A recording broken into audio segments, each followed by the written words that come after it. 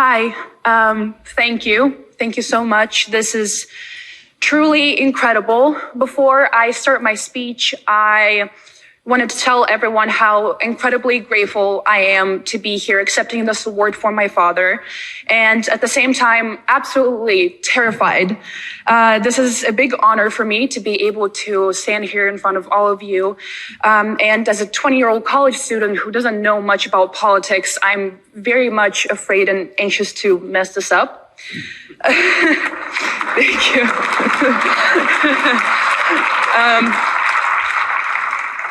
Thank you. When I first heard that my dad, Alexei Navalny, was giving the Sakharov Prize, I was extremely happy for two reasons.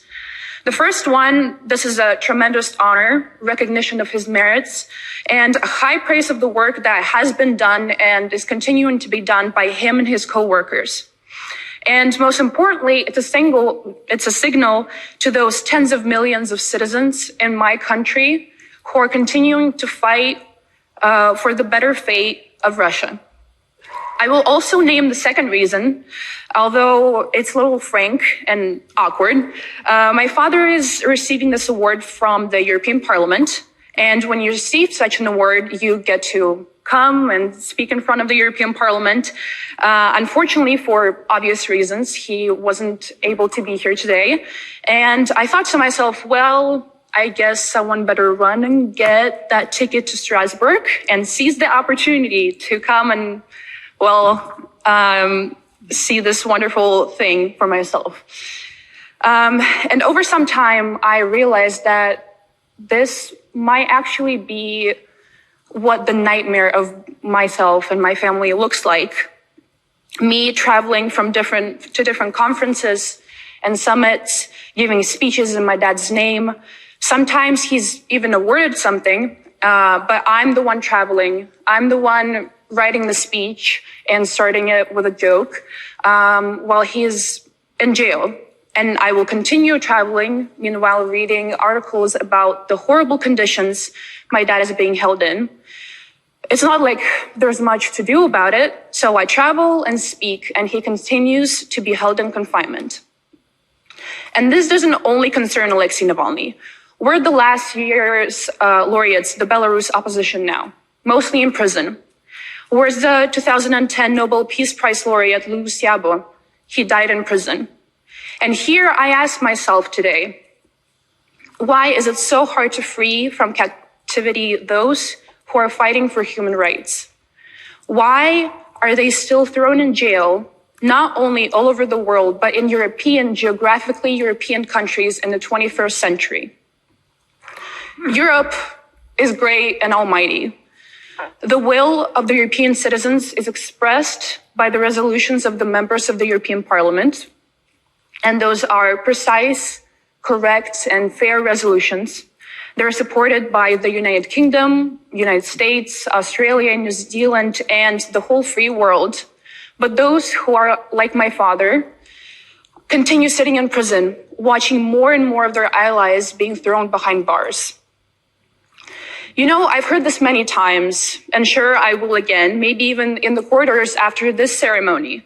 Dasha, they'll say to me, I understand why you're feeling this way, because it concerns your family and close ones. But in the real world, however, we have to be more pragmatic. And in those hallways, I'll nod my head and say, yes, of course, what else I can say?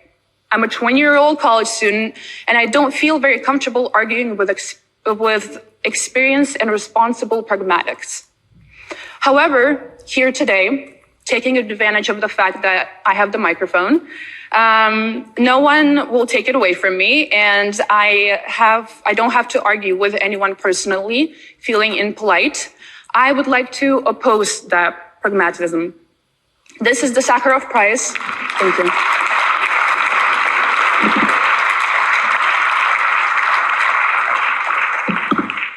This is the Sakharov Prize, and Andrei Sakharov was probably one of the most non-pragmatic people on the planet.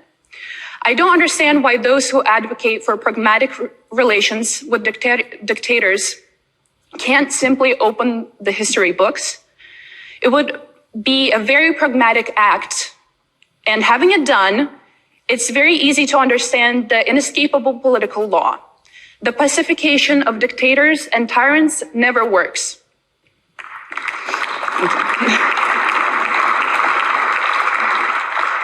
No matter how many people try to deceive themselves, hoping that another madman who clings to power will behave decently in response to concessions and flirtations, it will never happen.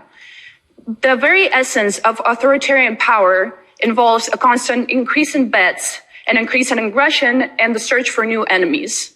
And those who once said, let's not push Lukashenko and continue the dialogue when he was beating people up and throwing them behind bars, achieve only that now, in order to sentence someone, Lukashenko has to stop a whole passenger plane.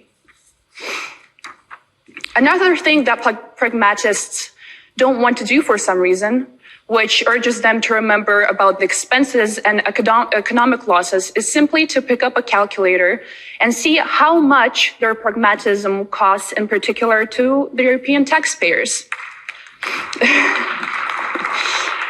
Years of flirting with Putin made it clear to him that to increase his ratings, he can start a war. How much will the war with Ukraine cost to Europe?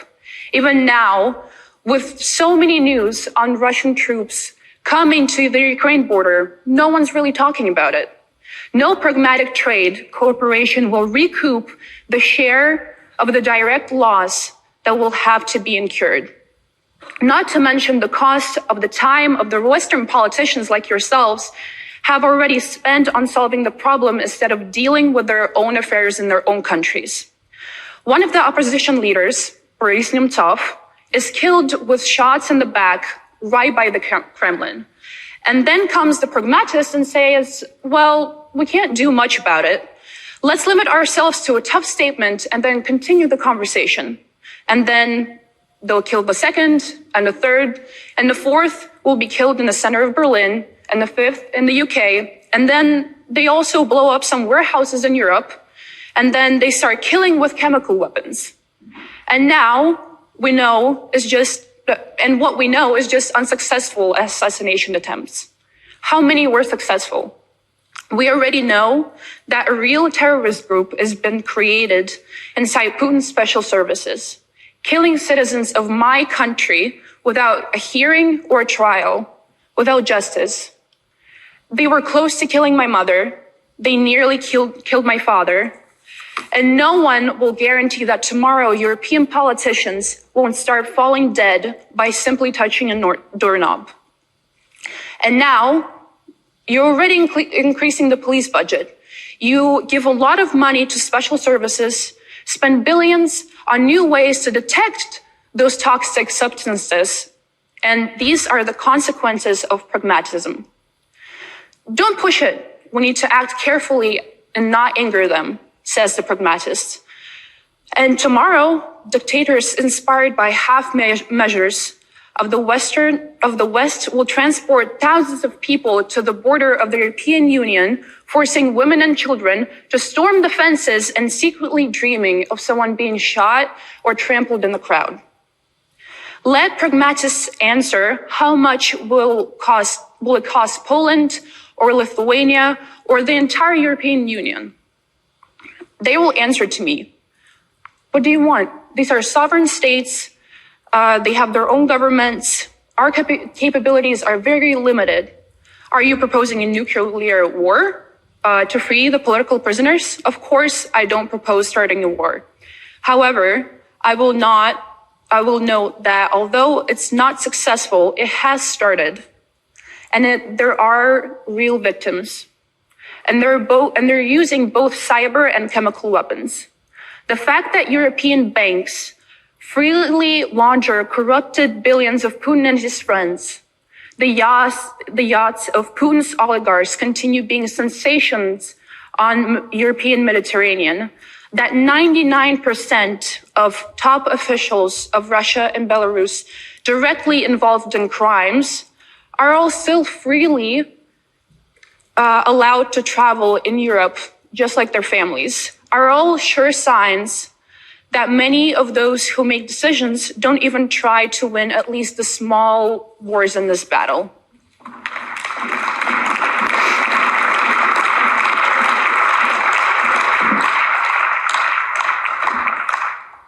They talk too much and think about the realm of politics, considering actions based on ideas and principles, which frankly are naive and stupid.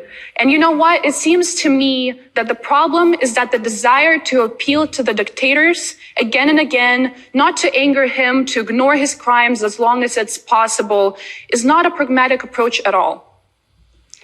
It's time to say it straight. Under the sign of pragmatism, there is cynicism, hypocrisy, and corruption. There's a constant war between idealism and pragmatism. There are fierce battles in the European politics, but even choosing the side of pragmatism shouldn't mean betraying your ideas.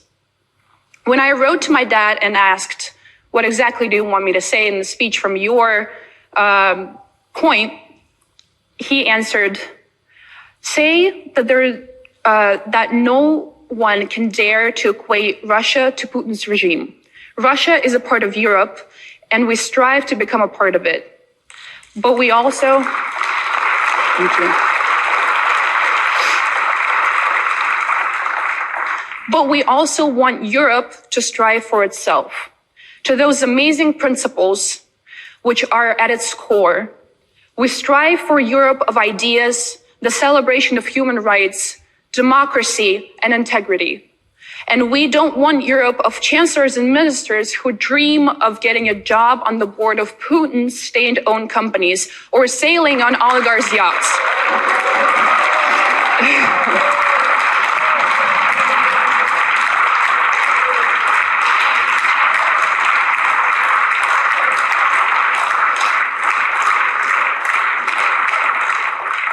Today, on this stage, receiving this high, amazing award for my father, Alexei Navalny, I thank you, and through all of you, I welcome the Europe of ideas and principles.